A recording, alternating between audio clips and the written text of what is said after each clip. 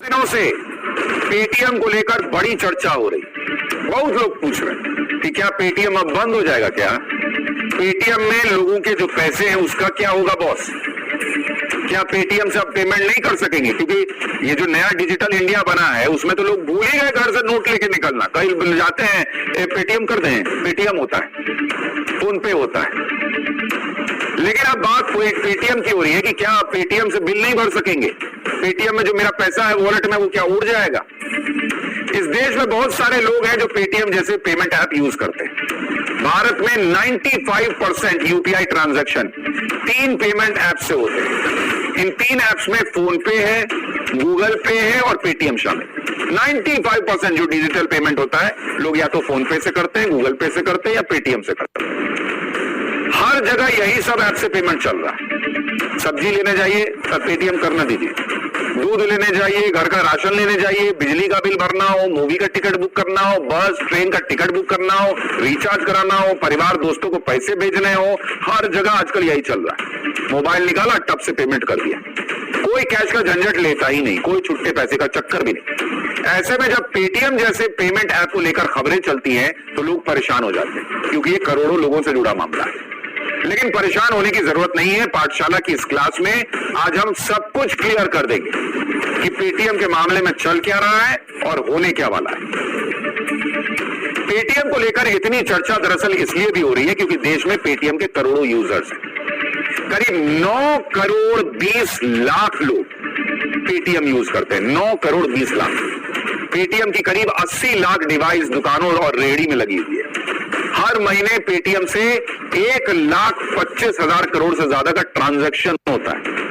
इसलिए पेटीएम से हर खबर जो जुड़ी हुई है वो करोड़ों भारतीयों से जुड़ी हुई खबर है।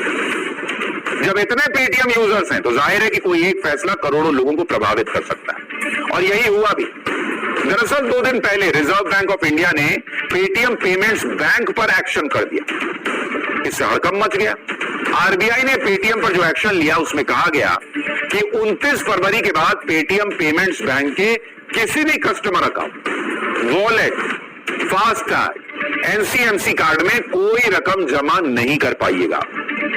पेटीएम पेमेंट्स बैंक से जुड़े account, wallet, FASTag, NCMC card में कोई क्रेडिट लेन देन भी नहीं हो पाएगा और टॉपअप भी नहीं कर सकते।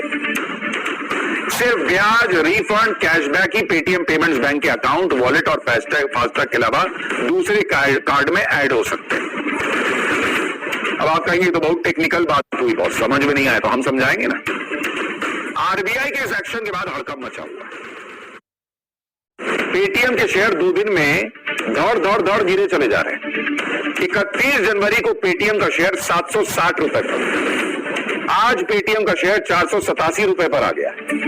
2 दिन में पेटीएम के शेयर में 40% की गिरावट दर्ज हुई और कंपनी की मार्केट वैल्यू 30,931 करोड़ रुपए से घटकर 17,378 करोड़ रुपए पर आ गई। यानी 2 दिन में ही पेटीएम कंपनी की मार्केट वैल्यू 13,553 करोड़ रुपए कम हो गई। 13,553 करोड़ रुपए गिर गई वैल्यू पेटीएम। लोग भी परेशान हो गए। लोगों के मन में कई सवाल उठने लगे कि बॉस अब क्या 29 फरवरी के बाद पेटीएम काम करना बंद कर देगा? क्या पेटीएम से क्या यूपीआई ट्रांजैक्शन होना बंद हो जाएगा? क्या पेटीएम वॉलेट में जो बैलेंस है अब क्या यूज नहीं कर पाएंगे? गया वो पैसा? क्या पेटीएम के फास्टैग में जो बैलेंस है उसका क्या होगा? दुकानों में पेटीएम के साउंड बॉक्स जो लगे रहते हैं जिसमें आवाज आती है, आजकल तो बड़े बड़े फिल्म स्टार्स की आवाज आती है कि आपने 225 रुपए जमा किए, वो वाली साउंड बॉक्स, पीओएस मशीन लगी है, अब वो गई क्या? अब यहां ये समझना होगा कि पेटीएम पेमेंट बैंक पर एक्शन का मतलब ये नहीं है कि पेटीएम ऐप भी बंद हो जाएगा। पेटीएम ऐप पहले की तरह काम करता रहेगा, लेकिन पेटीएम पेमेंट्स बैंक पर एक्शन के चलते 29 फरवरी के बाद पेटीएम ऐप की कई सर्विसेज प्रभावित हुई। जैसे आपका पेटीएम वॉलेट, आप पेटीएम वॉलेट में 29 फरवरी के बाद कोई पैसा ऐड नहीं कर पाएंगे। वॉलेट होता है ना, एक आप यूपीआई पेमेंट करते हैं, एक वॉलेट में पैसा डाल के पेमेंट करते हैं, तो 29 फरवरी के बाद उस वॉलेट में आप कोई पैसा जोड़ नहीं पाइएगा। अभी आपके वॉलेट में जो पैसे पड़े हैं उनका आप इस्तेमाल कर सकते हैं। अगर आपके पेटीएम वॉलेट में पहले से बैलेंस मौजूद है तो पेमेंट्स के लिए इसका इस्तेमाल 29 फरवरी के बाद भी किया जा सकता है। मतलब और पैसा ऐड नहीं होगा, लेकिन वो पैसा जो है आपका जो रखा हुआ है ऑलरेडी, वो या तो 29 फरवरी तक खर्च कर लीजिए और नहीं तो उसके बाद भी कर सकते हैं। बैलेंस को आप दूसरी जगह ट्रांसफर भी कर सकते हैं, बैलेंस खत्म होने तक उसका इस्तेमाल कर सकते हैं, यानी आपका पैसा कहीं नहीं जा रहा बॉस। वॉलेट के बाद अब बात आती है पेटीएम से यूपीआई ट्रांजैक्शन करने की, क्योंकि कई लोग वॉलेट से नहीं पेटीएम से यूपीआई ट्रांजैक्शन करते हैं।